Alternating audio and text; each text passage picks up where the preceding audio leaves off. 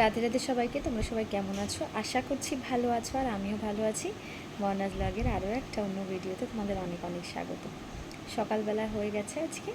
সকালবেলাতে আমি আজকে ওদের জন্য লক্ষিয়া রুটি বানিয়ে দিয়েছি, আর এখন আমার জন্য ভাত বসিয়ে দিয়েছি। ভাত, আলু সেদ্ধ, ডিম সেদ্ধ, আর কিছুটা বাদাম ছিল সেগুলো ভেজেছি। রান্নাঘরের কাজ মোটামুটি আমার হয়ে গেছে। ভাত অলমোস্ট ডান। তারপরে ভাতের জলটা ঝরিয়ে নিলে হয়ে যাবে। আর এখন আমার কাজের মধ্যে ঝাড়ু পোছাগুলো করা হয়নি। তো এখন অনেকটা সময় খালি ছিলাম, ভাবছিলাম যে একটা কাজ করে দেখা যেতেই পারে, সেটা আদেও সাকসেস হচ্ছে কি হচ্ছি না। তো সেটার জন্যই আমি তোমাদের সামনে এরকম মুখটা ঢেকে, মানে চোখটা ঢেকে এসেছি। আমি আজকে একটা মানে এক জায়গায় যাওয়ার আছে, তো সেটার জন্য ভেবেই আমি নিজের মতো করে দুটো আই মেকআপ ট্রাই করেছি। খুব একটা বিশেষ কিছু নয়, কিন্তু এটা জানবার জন্য যে কোনটা ভালো লাগছে বলতে পারো। একটা হচ্ছে এটা, যেটা রাইট সাইডে দেখা যাচ্ছে, আর একটা হচ্ছে গিয়ে এটা। কোনটাতে ভালো লাগছে যদি একটু বলো তাহলে একটু সুবিধা হয়। এবার আমি জানি না আদেও এটা কেমন হয়েছে, ঠিক হয়েছে কি না, এটা করে কোথাও যাওয়া যাবে কি না। তো যদি একটু বলো তাহলে খুব ভালো হয়।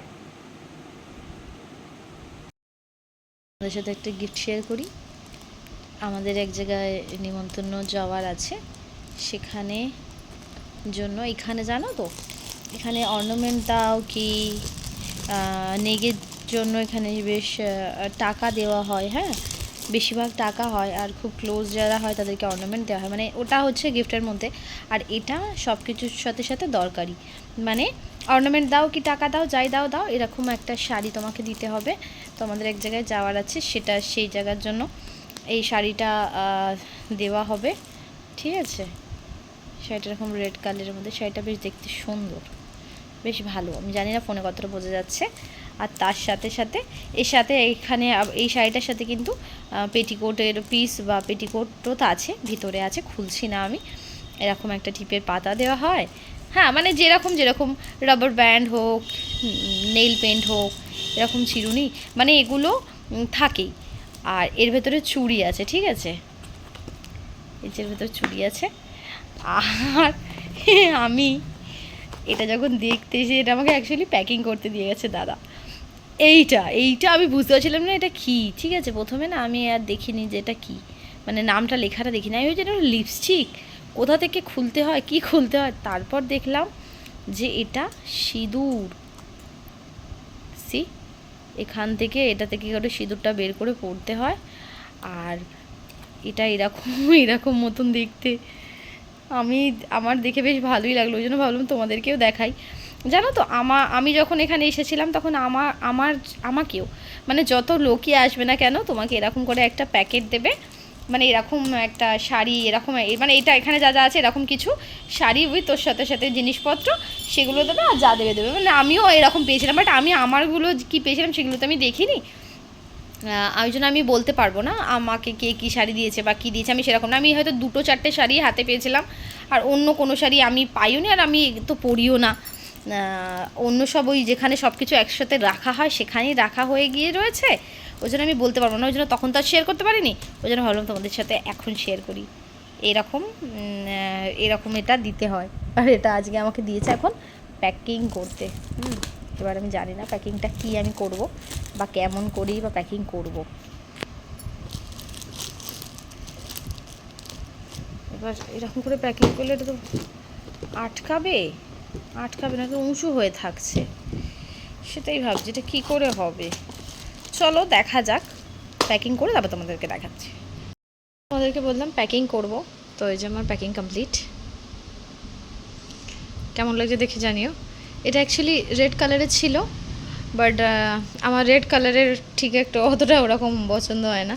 মনে হয় যে খুব একটা ভাইব্রেট কালার, মনে হয় খুব তরক ভরক। তো আমি ওটাকে উল্টো করে দিয়েছি, আর এখানে এই যে এই পাখাটা বানিয়েছি। কেমন লাগছে জানিও।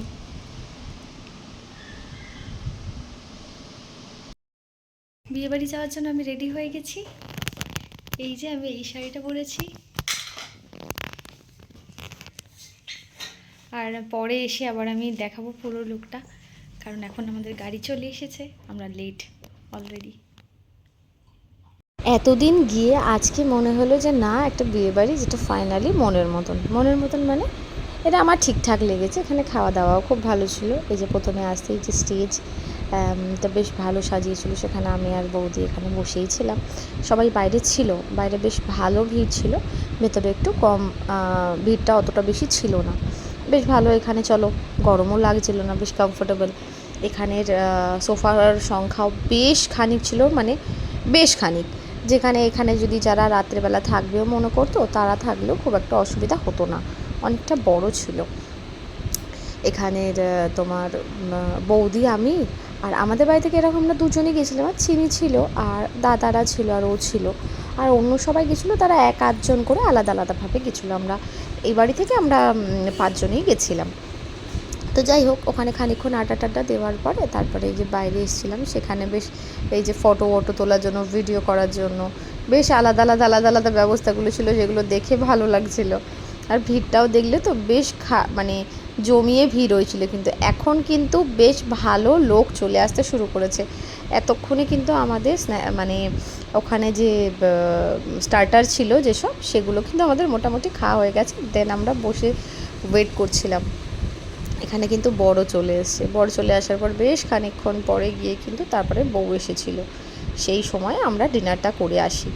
এই যে এখানে চলে এসছে আমার ননদিনী, এই যে যার বিয়ে হচ্ছে সে, তার নাম নেহা। আর এই অনেক দিন পর এসে তো আমার দেখা হলো, আমার বিয়ের সময় এ আমার রুম টুম সাজিয়েছিল, খুব ভালো মিষ্টি কথা বলে, একদম ধীরে ধীরে কথা বলে। আর তো এটা হচ্ছে কি আমার পিসি শাশুড়ি, তার মেয়ে, ঠিক আছে। তো যাই হোক, এখানে নেহা চলে এসছে, বেশিক্ষণ মানে খুব একটা টাইম নেয়নি। তো ওখানে বরমালা, মানে মালা বদল টালা বদল এই সবগুলো হয়ে গেছিলো। দেন আমাদের খাওয়া দাওয়া করে কিন্তু মালা বদলের পরেই আমরা বাড়ি যাচ্ছিলাম। তো তখন আমরা বেরিয়ে এখানে আমি বলেছিলাম আমার পপকর্ন চাই, তো ওখানে আমি পপকর্ন নেওয়ার জন্য এসেছিলাম। অলমোস্ট কিন্তু খাওয়া দাওয়া সবাইকার হয়েই গেছে, এই সবগুলো তখনও ছিল। তো আমরা যাই হোক, এখানে পপকর্ন আমি নিয়েছি,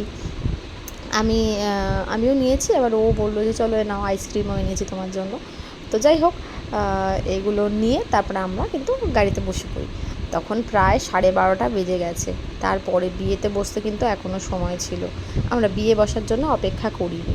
তো যাই হোক, এই যে পপকর্ন নিয়ে গাড়িতে বেশ বসে পড়েছি, আইসক্রিম এগুলো খেতে খেতে বেশ সময় আমাদের কাটছিল। এবার এই ক্লিপটা আমি এই কারণে দিলাম যে সবাইকার রেকর্ডিং মোটামুটি রয়েছে, ছোটো ছোটো ক্লিপ কেউ না কেউ কার, কিন্তু এর ছিল না। এ খানিকটুকু খাচ্ছিল, খানিকটুকু জল ফেলছিল। তো যাই হোক, এইভাবেই আমাদের এখানকার বিয়েবাড়িটা গেছে। খাবার ওখানের কী কী খাবার দাবার ছিল সেগুলো আমি দেখাতে পারিনি, কারণ ওখানে অনেক ভিড় ছিল ওই জন্য। তো যাই হোক, ভিডিওটা ভালো লাগলে লাইক, শেয়ার, কমেন্ট আর সাবস্ক্রাইব করবে। রাধে।